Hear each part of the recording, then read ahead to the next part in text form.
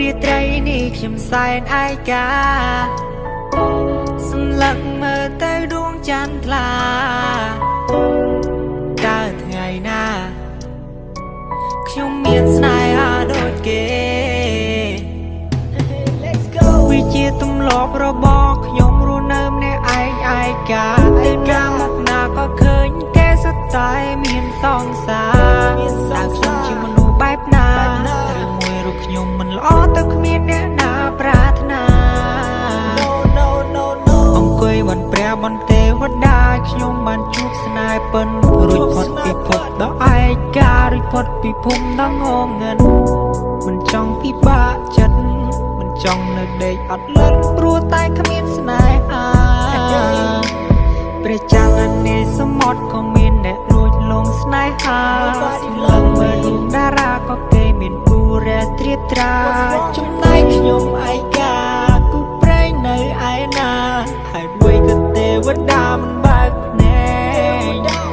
អង្គុយលេងទូរស័ព្ទដល់យប់ជ្រៅម៉ោង2ម៉ោង3មានវាយក្រៅពីកែមព្រោះក្នុងឆាតគ្មានមនុស្សស្រី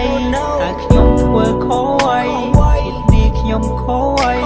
រំលែកខាត់អាប់រៃនិចមិនប្រណីដល់ខ្ញុំ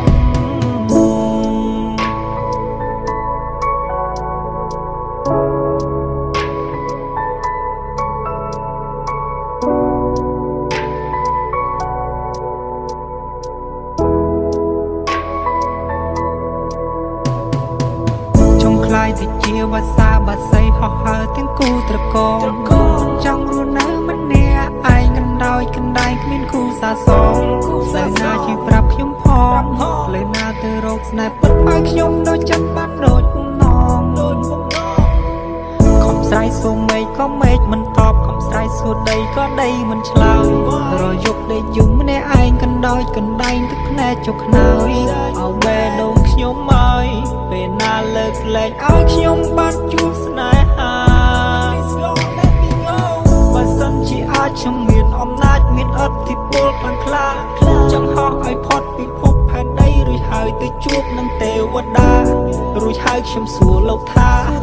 ព្រេងខ្ញុំនៅឯណាហេតុអ្វីខ្ញុំរស់ឯកាម្លេះ